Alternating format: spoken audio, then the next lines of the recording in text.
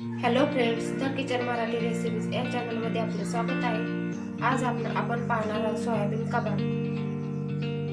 तर आपण पाहूया लागणारे साहित्य। इथे मी 200 ग्रॅम सोयाबीन अर्धा तास पाण्यात भिजवून घेतलेले आहेत। 1 वाटी उभा चिरलेला कांदा, अर्धी वाटी तांदळाचे पीठ, 1 वाटी बेसन पीठ, बारीक चिरलेली कोथिंबीर, अर्धी वाटी दही, आलं लसूण पेस्ट, चवीनुसार मीठ, शाही गरम मसाला, धने पावडर, 1 चमचा हळद आणि लाल तिखट।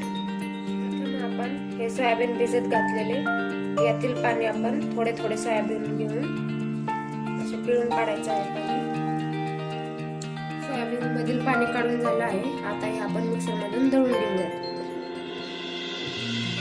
इथे मी सर्व सोयाबीन दळून घेतला आहे। आता यामध्ये आपण हा चिरलेला कांदा घालूया, तांदळाचे पीठ, बेसन पीठ, दही,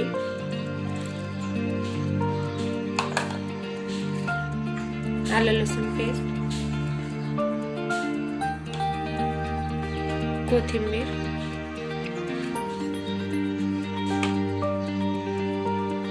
लाल तिखट,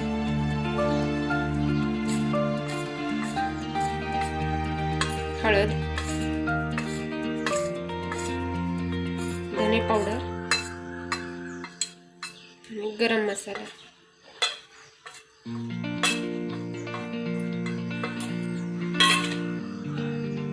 चवीनुसार मीठ।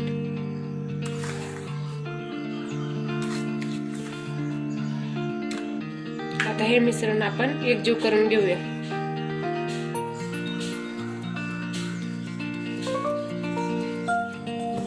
पूर्णपणे एकजीव करून घ्यायचा आहे।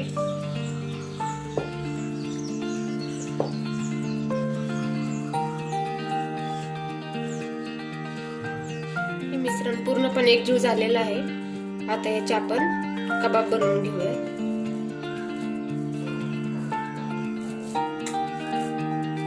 आपल्याला जसे जेवढे कबाब लागतील तेवढे बनवायचे आहेत। अशा पद्धतीने कबाब आपण बनवायचे आहेत। जास्त मोठे पण बनवायचे नाहीत ते, जेणेकरून आतमध्ये तळताना कच्चे राहणार नाहीत। सर्व मिश्रणाचे आपण कबाब बनवून घेऊयात। इथे मी सर्व मिश्रणाचे कबाब बनवून घेतलेले आहेत।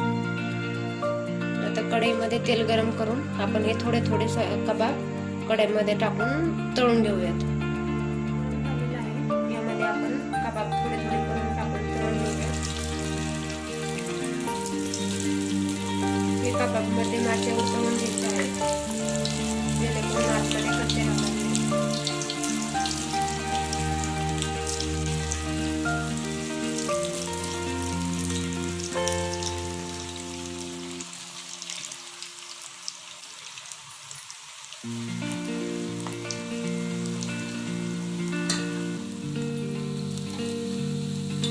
गुलाबी रंग येईपर्यंत आपण तळून घेतलेला आहे। आता हे आपण एका प्लेटमध्ये काढून घेऊया। काढताना यातील पूर्णपणे तेल काढून घ्यायचं आहे।